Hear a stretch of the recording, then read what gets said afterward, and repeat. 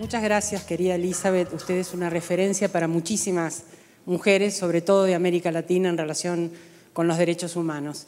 Y su conferencia estaba anunciada en un tema de bioética y en un tema que tenía que ver con bioética y derechos humanos. A veces nuestro avance en la tecnología o en la ciencia, y usted lo sugirió cuando dijo avanzamos, nos incluimos en la ciencia, pero una ciencia que habla de nosotras, que presume determinadas cuestiones acerca de nuestra naturaleza, de nuestro destino, también de nuestros cuerpos. La tecnología avanza en temas de reproducción asistida, avanza en temas inclusive de donación de gametos, de subrogación de útero, y a veces la ética y los derechos humanos no avanzan con la misma velocidad que la tecnología. A mí me gustaría una reflexión suya acerca del marco de derechos humanos y el marco feminista de derechos humanos que debe guiar el avance tecnológico en temas de reproducción asistida. Muchas gracias. Muchísimas gracias a vos y muy bienvenidas las compañeras y los compañeros que vienen de nuestros países hermanos y que, lo sabemos de siempre, tienen los mismos problemas, tenemos todas, y también todos, y muchos de ustedes también, problemas, porque esto de la construcción de masculinidades y feminidades es muy generalizado. Mira, una de las ganancias que he sacado de estos días de estar reflexionando en estos temas de ustedes es lo que tiene que ver con la bioética, de lo cual yo, te confieso, sé casi nada. Por ejemplo, aprendí algo muy importante, que hace 10 años en la UNESCO se adoptó una declaración universal de bioética y derechos humanos. Y te das cuenta cómo se ignora que yo, que me precio de andar zapateando los derechos humanos, los caminos de derechos, desde hace, no te digo cuántos años, no me había enterado. No me había enterado de que existe y me propuse de que a partir de ahora, en mi área de trabajo en la Corte Interamericana de Derechos Humanos, empecemos a reflexionar muy seriamente sobre bioética y derechos humanos. La Corte Interamericana de Derechos Humanos, que ha hecho aportes muy importantes en tema de investigación, protección y promoción de derechos humanos, ha venido en los últimos tiempos dictando sentencias que antes no dictaba, en donde se incluye una clara perspectiva de género para examinar las violaciones de derechos humanos en mujeres, en hombres.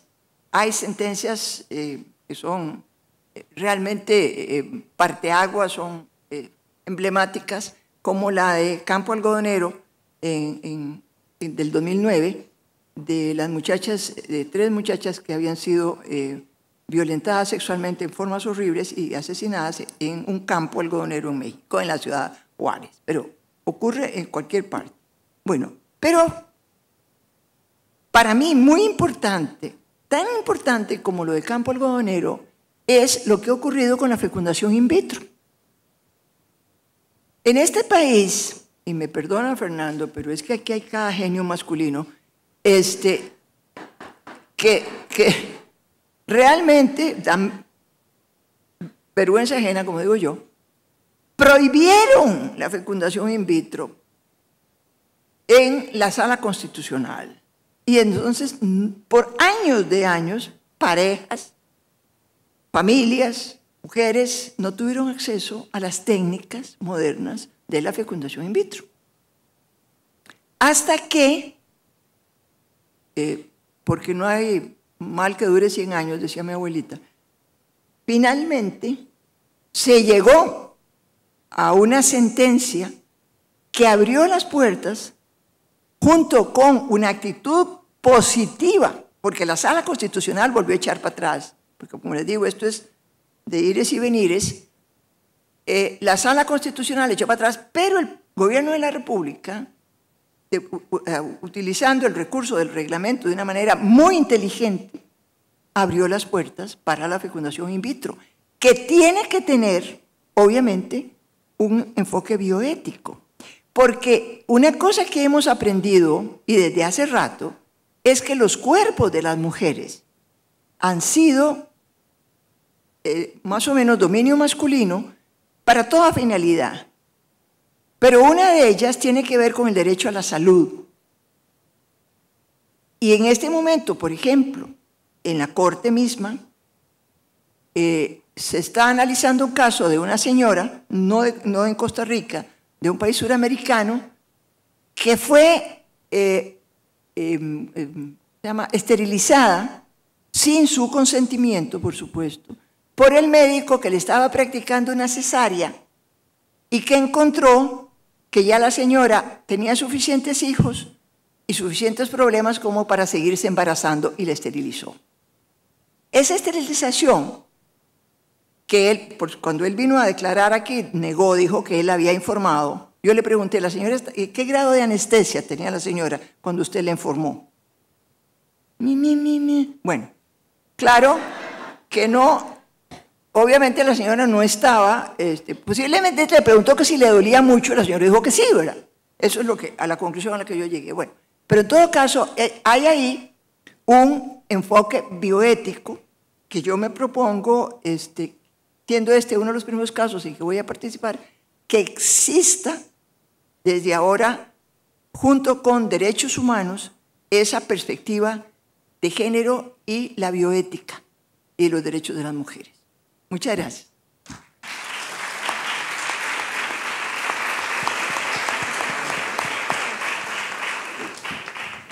Yo nada más me quisiera concentrar en una de sus especialidades, que es derechos humanos, porque precisamente el día de hoy apareció en el periódico local que mencionaba que las niñas menores de edad son rentadas por sus propios padres, lo cual me horroriza, ¿no? ¿Qué se está haciendo en ese rubro, en ese aspecto aquí en Costa Rica?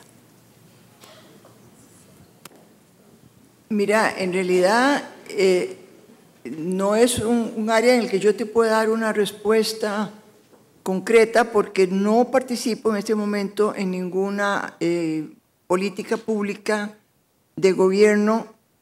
Ustedes tuvieron la oportunidad de escuchar esta mañana a la vicepresidenta de la República, Ana Elena Chacón, quien me consta, porque sigo de cerca su trabajo, que está absolutamente comprometida, empeñada, a lo cual dedica toda su energía en incidir en las áreas de pobreza y de pobreza extrema para que eso ayude a resolver problemas que se usan como pretexto para la violación de derechos humanos y sobre todo derechos de las niñas y derechos de los niños. Eso no ocurre solo en Costa Rica. Usar a las niñas y a los niños como un recurso para aumentar los patrimonios familiares es mundial. Las niñas se venden en China o se matan, en Pakistán, en la India, en Europa y en América Latina. Es uno de los dramas mayores y más graves que vivimos como sociedades. Y es uno de los mayores desafíos que tenemos. En mis reflexiones sobre derechos humanos, señalo, lo he hecho varias veces, que en mi opinión la ética, la bioética diríamos hoy, de los derechos humanos tiene un instrumento esencial que es la educación. La educación, en mi opinión, junto con la lucha contra las condiciones económicas, es el instrumento que puede y tiene la posibilidad de cambiar una sociedad.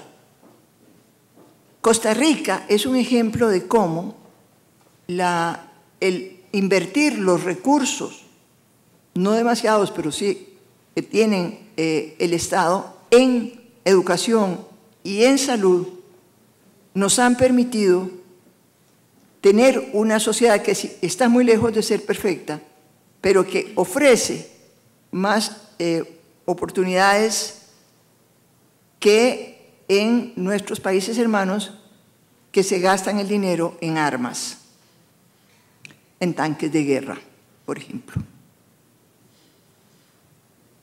Y hay un valor que la filosofía de los derechos humanos recoge, que es la solidaridad.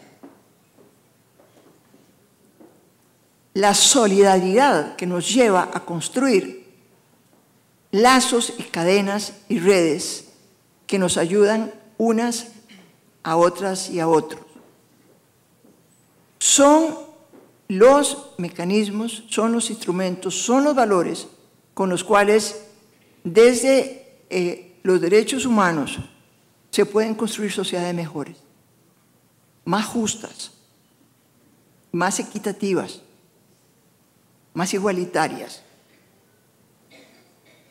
Ese titular del periódico de hoy es escalofriante y estoy absolutamente segura de que habrá llamado la atención a quienes en el gobierno, y aquí tenemos a la doctora Ana Garita, que es uno de los pilares del Instituto Nacional de las Mujeres y con quien es muy posible que podamos obtener mayor información sobre políticas y sobre programas que se están haciendo. En Costa Rica, desde hace muchos años, se trabaja todos los temas de niñez, mujeres y hombres, desde las políticas públicas y también desde las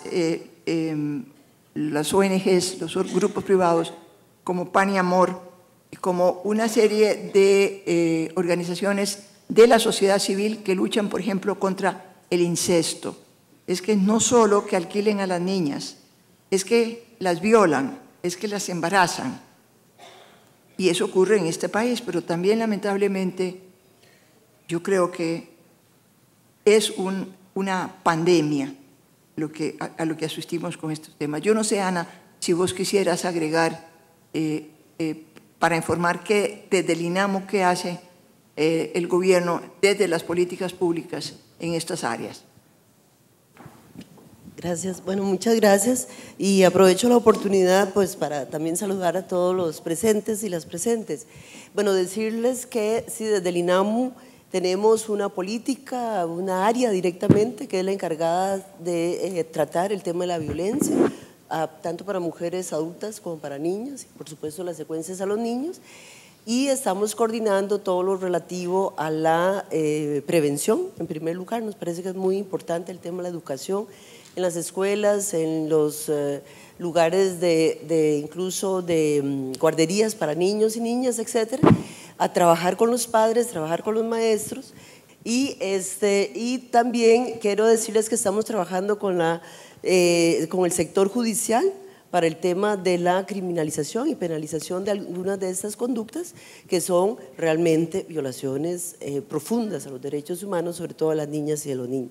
O sea que hay una política de prevención y también hay una política de acompañamiento a las víctimas en el caso de que pongan denuncias. Y quiero también decir que estamos haciendo una investigación en relación a las violaciones a niñas menores de edad que se convierten, o sea, no son realmente como se habla de embarazos consentidos, sino que son verdaderas violaciones a las niñas, y estamos trabajando en evaluar la prescripción del delito de violación en los casos de menores de edad. No es posible que en un tiempo muy corto se pueda, el agresor quede impune por el correr simplemente del tiempo. Entonces también estamos trabajando en una reforma penal en ese sentido. En todo caso, decirles que el INAMU está a disposición de ustedes por si requieren de mayor información. Gracias.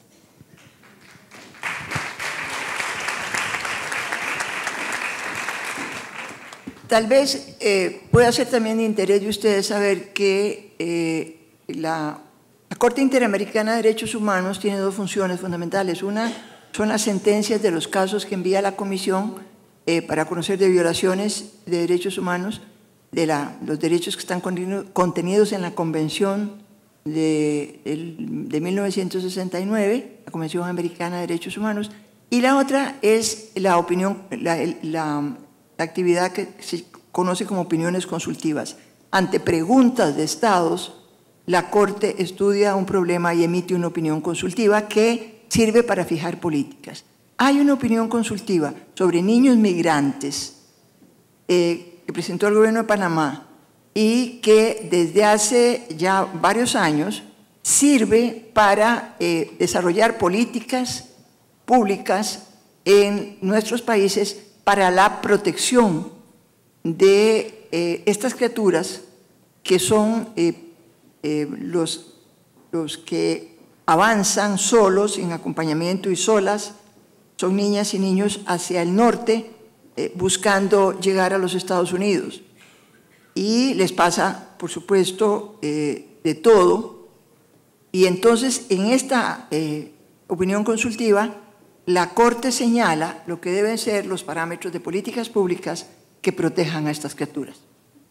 Mi pregunta va en este sentido. Sé que lo de fertilización in vitro, bueno, pues nos llevaría una mañana completa a discutir sobre eso, pero tenerla a usted aquí me permite tener la oportunidad de consultarle como una mujer baluarte, sobre todo en la política de nuestro país y sus logros a lo largo de los años. Y estos dos proyectos de ley, bueno, que estaban en la Asamblea, uno del de la fertilización in vitro, y viene otro también para ampliar lo de la equidad de género en las juntas directivas de lo que son el movimiento cooperativo. Ya lo tenemos en todo lo que son juntas directivas de gobierno. Sin embargo, el hombre latinoamericano siempre se ha caracterizado por ser muy machista. Usted dijo que la ciencia siempre ha tenido género, el masculino. Yo diría que la política también ha tenido género, el masculino. Y desde ya se las ingenian para decir que si hay que partir estas juntas directivas, entonces las mujeres van a ser merecedoras por obligación y no porque así lo amerita una mujer, porque tiene su estudio y su capacidad. Eso nos denigra. Quisiera escuchar su opinión con respecto a esto de que los puestos que han ocupado las mujeres a lo largo de la historia por ser la política masculina ha sido porque son puestos que sobran o porque les convienen a los hombres. Por ejemplo, con la mujer ya va a adquirir cierto sentido a nivel de la política cooperativista y desde ya se están organizando para poner mujeres que las puedan manejar. Quisiera escuchar de toda su experiencia, aprovechando que está este proyecto de ley que ampliaría la paridad en las juntas directivas de las cooperativas.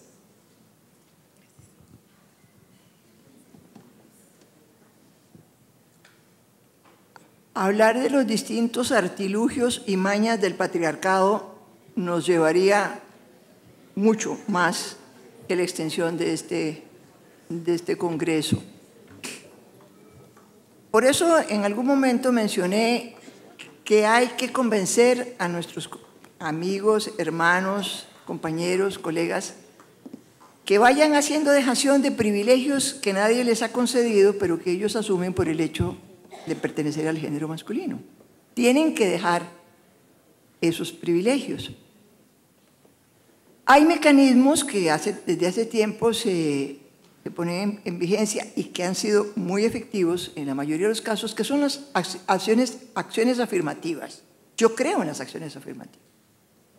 Yo creo en decir, aquí va a haber tantas mujeres y tantos hombres, porque si no, no hay ninguna mujer. Vean lo que pasa en las juntas directivas y en los órganos directivos de la empresa privada. Pero como el patriarcado es perverso, uno de los mecanismos que desarrolló desde hace mucho tiempo es conseguir aliadas. Y muchas mujeres a veces nos convertimos en aliadas de los mecanismos del patriarcado. Y yo he oído a mujeres decir, pero ¿por qué les van a dar campo a las mujeres que se lo ganen? Mujeres. Nadie le dice eso a los hombres. Ahí van, aunque no sepan ni leer ni escribir, ¿verdad? Y muchos con costos caminan para adelante y algunos hasta el Congreso llegan. Y entonces, ahí tenemos lo que es precisamente la desigualdad. Y ahí tenemos precisamente lo que es la arbitrariedad, y ahí tenemos precisamente lo que es la inequidad, y ahí tenemos precisamente lo que es la discriminación. Les cuento a las amigas y los amigos que vienen de la región que aquí en Costa Rica aprobamos por ley que las candidaturas a los gobiernos municipales tienen que tener mujeres y hombres alternándose.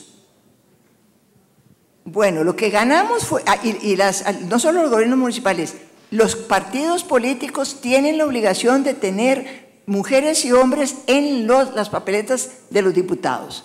Lo que ganamos fue que en este Congreso, en esta Asamblea Legislativa actual, hay menos mujeres de las que había en el Congreso anterior, porque los partidos políticos, todos, porque en eso se unen todos, pusieron de tal manera hombres y mujeres que el número de mujeres que resultó electa fue, por supuesto, muy inferior al de los hombres. Lo mismo pasa en las municipalidades. Por eso es que la acción afirmativa es tan importante. No, señora, aquí tienen que ser 3 hombres y 3 mujeres, se acabó. 3 y 3. Y eso hay que pelearlo, y no hay que aflojar, y hay que pelearlo y decirle, sí, así tiene que ser. Como hicieron en las universidades norteamericanas para que pudieran entrar afro-norteamericanos, o que pudieran entrar mujeres. En ciertas carreras, yo creo, de ciencia y tecnología, yo creo que hay que ponerlas. Y sí, yo creo en las acciones afirmativas, creo que las mujeres estamos preparadas para asumir las tareas en las que nos involucremos, y creo que hay que pelearlo duro, pero hay que pelearlo. Bueno, un gusto de estar aquí en Costa Rica, nada menos que con usted, que para mí, que soy abogada, tiene un significado muy grande en todo lo que he aprendido, igual que la doctora Alda Facio, a quien también todas conocemos. Y justamente desde el punto de vista jurídico es que quiero hacerle esta pregunta, porque a lo jurídico no se la ve como una ciencia, la ciencia jurídica no se la entiende muchas veces como una ciencia, sino simplemente como una técnica que ayuda a defender casos. Y desde ese punto de vista, creyendo en que tenemos que desarrollar mucho más lo jurídico como ciencia, quería preguntarle cómo ve usted la relación que hay entre la construcción de la norma desde la historia, ¿verdad?, unida a la religión, con lo que hoy tenemos como construcción jurídica ligada a la religión, a los conceptos religiosos y a la imposibilidad de lograr estados laicos, desde las Cortes Supremas, desde el mundo jurídico y desde el mundo político, que lo jurídico tiene mucho que ver, porque yo que estoy en el programa de género de la Universidad de Córdoba, de Argentina, siempre decimos, formamos clase dirigente, formamos diputados y senadores, formamos presidentes y miembros de cortes en las facultades de Derecho. Gracias. Lindísima ciudad Córdoba, y una universidad emblemática en América Latina, Córdoba, que fue de donde se inició toda la transformación de las universidades en la región. La construcción de la norma jurídica. Bueno, yo sí creo que en lo jurídico tenemos epistemología, tenemos todo lo que son los valores, y tenemos la filosofía. Yo sí me animaría a hablar de la ciencia jurídica. La construcción de la norma es una construcción social, obviamente, pero siempre ha estado, desde el Código de Hammurabi, intrínsecamente vinculada a lo político. Y lo político, lamentablemente, y en muchos países, está muy influido por la religión de que se trate. Porque el estudio de las religiones, de las grandes religiones del mundo, nos demuestra que en algunos sectores del planeta en donde predomina la religión musulmana, por ejemplo, allí el vínculo entre religión y la norma es terrible, porque además se sale del Corán, y además es en contra de la mujer. De ahí que la situación en el mundo musulmán para las mujeres sigue siendo terriblemente grave, en contra de la mujer, en contra de los derechos mínimos que contempla la Declaración Universal de los Derechos Humanos, en su artículo 1. En los judíos, en la religión judía, que cuando se fundó el Estado de Israel, se adoptó la decisión muy inteligente de que era un Estado laico, en donde la religión, que es en lo que yo creo, pertenece al ámbito privado y familiar y no tiene nada que ver, y ya Jesús lo había dicho, a Dios lo que es de Dios y al César lo que es del César, y eso en el Estado de Israel fue siempre una política pública. Lamentablemente, en estos momentos el Estado de Israel ha echado marcha atrás. Y hoy día ortodoxos, ultraortodoxos, han tomado mucho poder político. Y de ahí que la construcción de las normas políticas tenga entonces o pueda llegar a tener un grave sesgo en contra de los derechos de las mujeres. Y en la religión cristiana,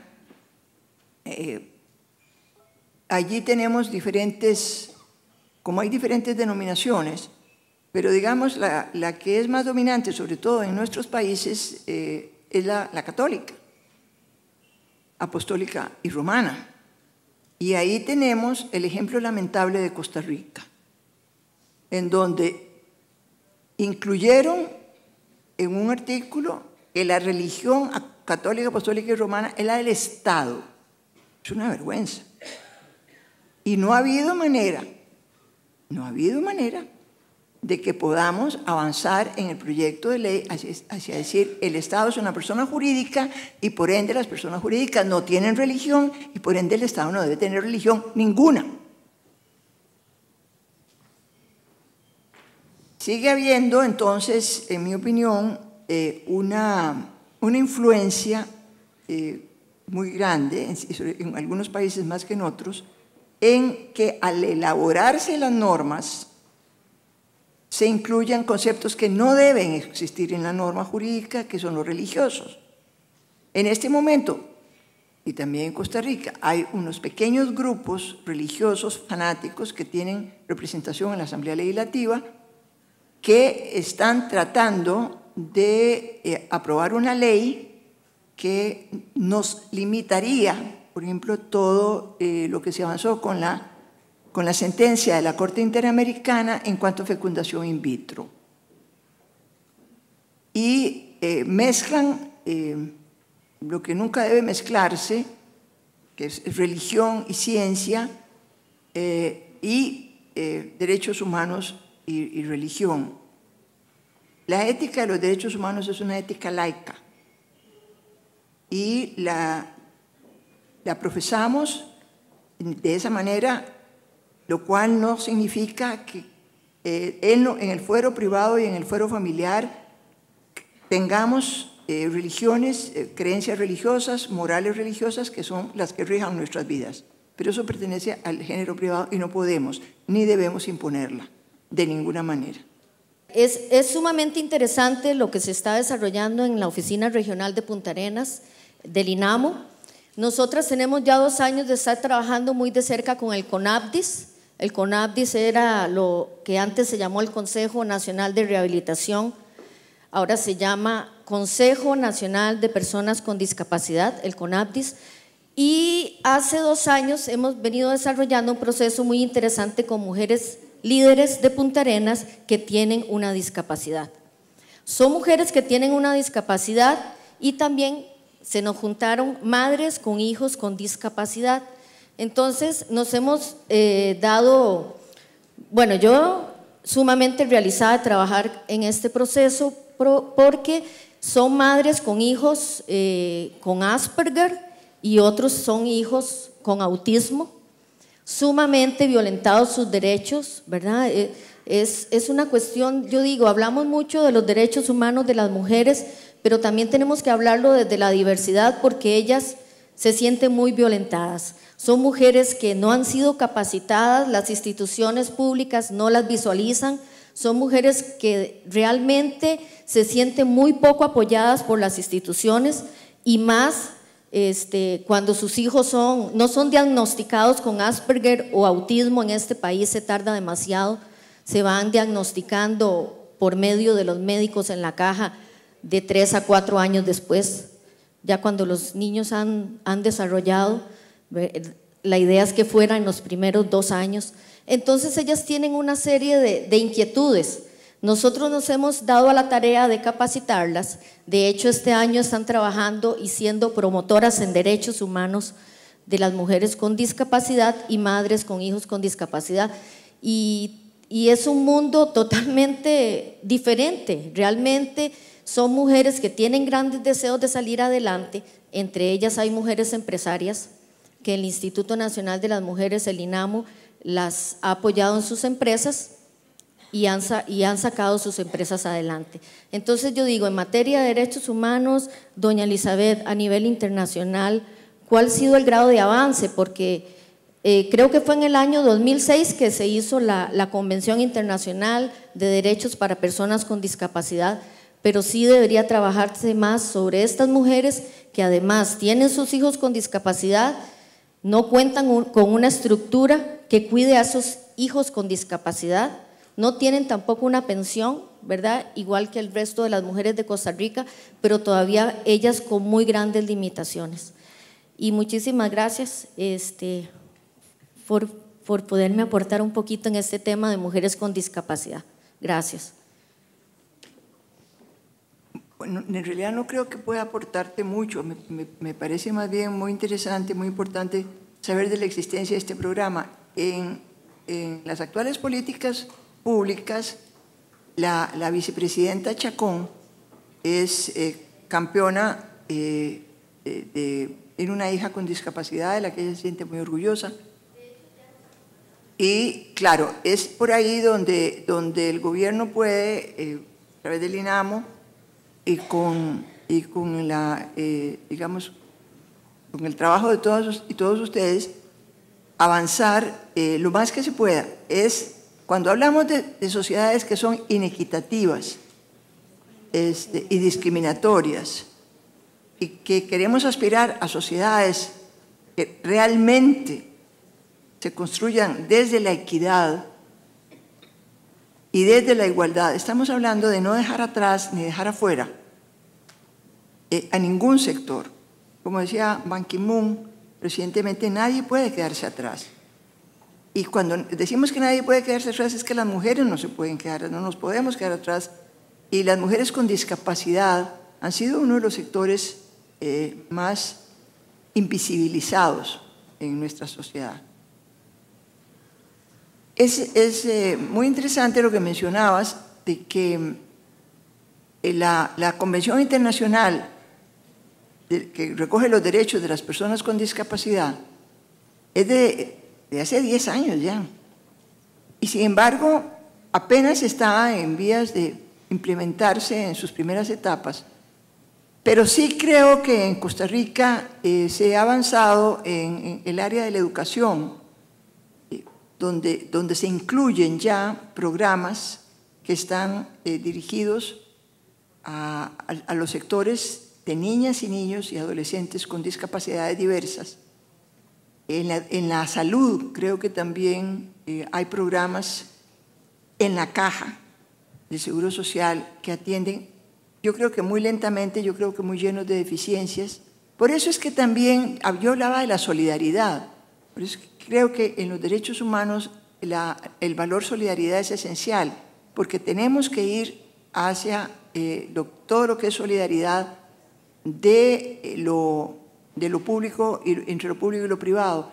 Hay, yo sé, programas en la empresa privada que tienen determinados, no me gusta usar esa palabra, pero determinados cupos en su personal.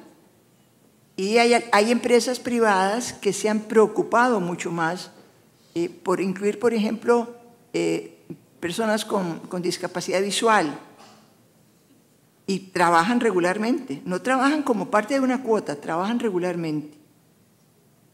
Y niñas y niños que tienen síndrome de Down también.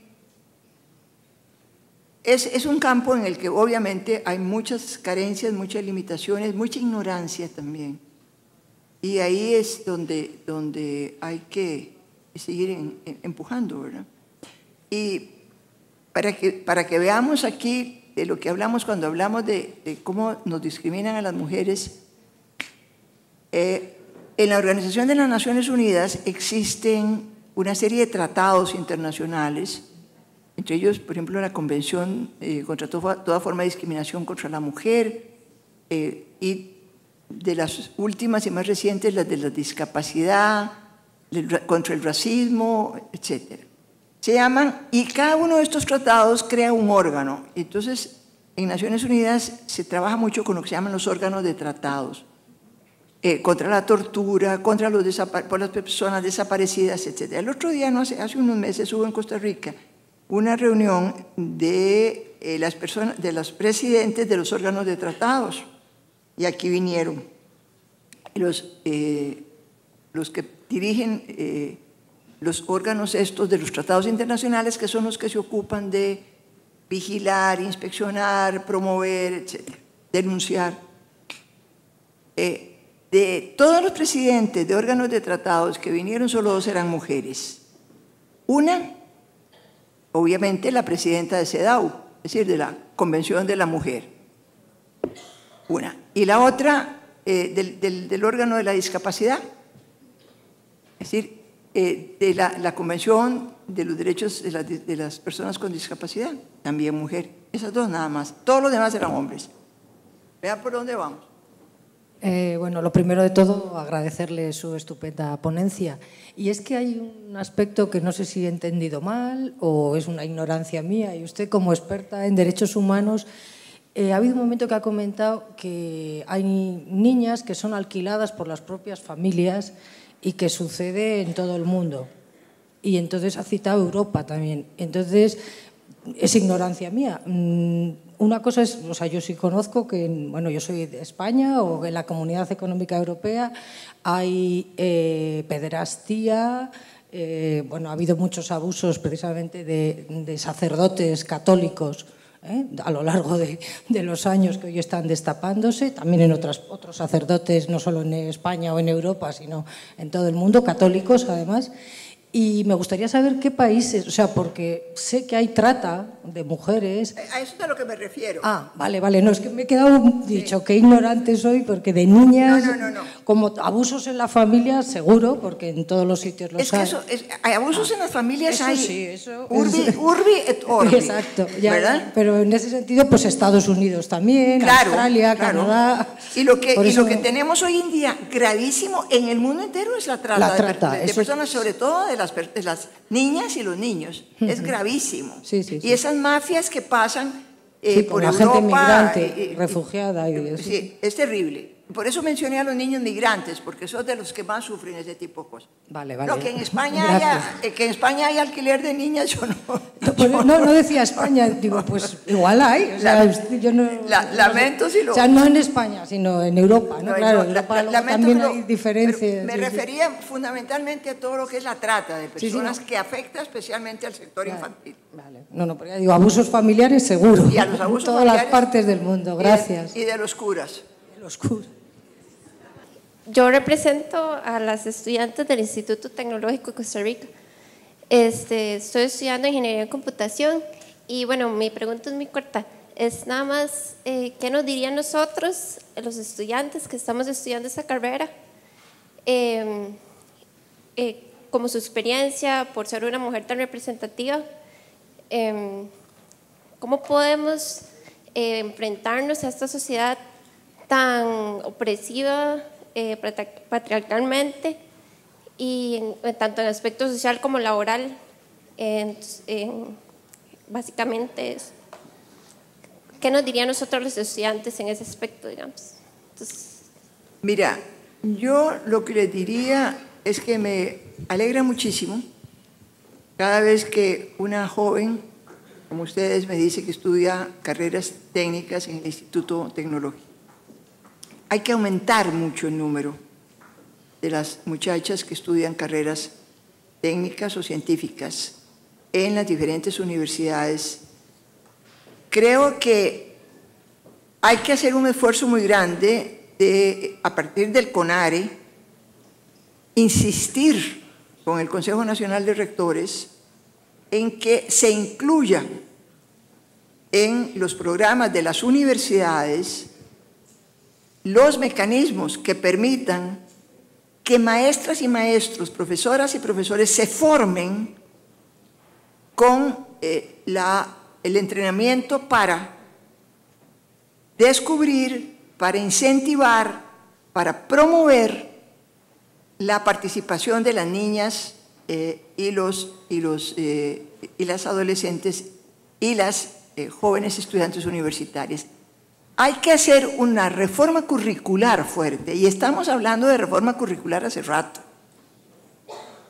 Hay que hacer una reforma curricular fuerte que permita abrir las oportunidades que actualmente no tienen.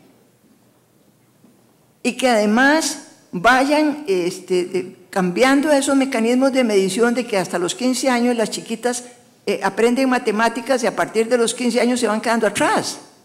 Pues yo no sé dónde inventaron eso. Y sin embargo lo repiten, como la Biblia. Así las niñas, cuando son jóvenes, pequeñitas, tienen el cerebro, no sé cuál, qué parte del cerebro, el izquierdo o el derecho más desarrollado, y entonces avanzan más rápidamente, pero llega un momento en que los muchachitos se les desarrolla el cerebro y comienzan pero lo seguimos leyendo, pero por Dios. Bueno, hay que cambiar las currículas universitarias, hay que cambiarlas. Hay que introducir la bioética, los derechos humanos, hay que introducirlo, ustedes tienen que ir, ustedes por ejemplo, podrían ir a los colegios en Cartago o en San José y hablarles a los jóvenes adolescentes de su experiencia estudiando ciencia y tecnología.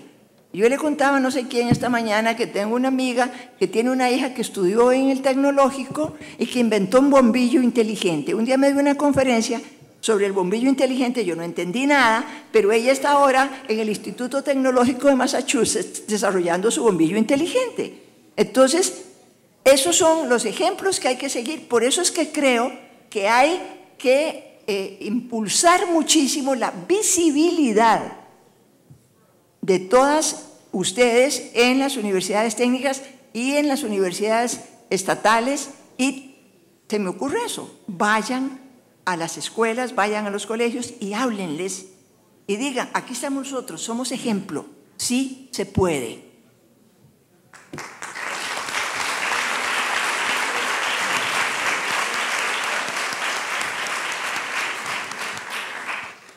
Muy buenos días para todos, para todas. Señora Elizabeth, usted se refirió al sector empresarial, ¿verdad? Que es muy importante hoy en día. Entonces me gustaría aportar contando una experiencia muy positiva. Vengo de Paraguay, represento a una asociación de mujeres empresarias y profesionales. De ahí el interés que tenemos en el tema género. En Sudamérica estamos desarrollando un programa que se llama Combo Mujeres. Actualmente está en Perú, Ecuador, Bolivia y Paraguay. Este programa trabaja con las empresas y se ha llegado a medir cuánta deficiencia o pérdida ocasiona en las empresas la violencia contra las mujeres en sus hogares. La mujer traslada a su lugar de trabajo todo ese sentir emotivo, negativo por supuesto, e incide en el rendimiento directo de las empresas. Se ha llegado a medir de que el 20% del PIB de estos países es lo que representa la pérdida en las empresas. También usted habló de la palabra solidaridad. Entonces, qué bueno sería que todas estas ideas tan positivas a lo que me estoy refiriendo se puedan reprisar en otros países y podamos cumplir con esos objetivos del milenio, el de luchar contra la violencia contra las mujeres y niñas. Muchas gracias. Sí, muchísimas gracias. Aquí también en Costa Rica tenemos organizaciones de empresarias que están desarrollando todas estas redes a través de la solidaridad para impulsar la participación de las mujeres en el sector económico. Y la violencia doméstica, que es una de las pandemias, junto con la violencia sexual en el mundo contra las mujeres, es una de los principales objetivos a los que tenemos que dirigirnos para eliminarla, que además se replica en los lugares de trabajo, porque en los lugares de trabajo, sobre todo las mujeres jóvenes, son objeto de toda suerte de violencia de todo tipo, y lo sabemos. Bueno, muchísimas gracias, han sido ustedes muy amables y les deseo mucho éxito.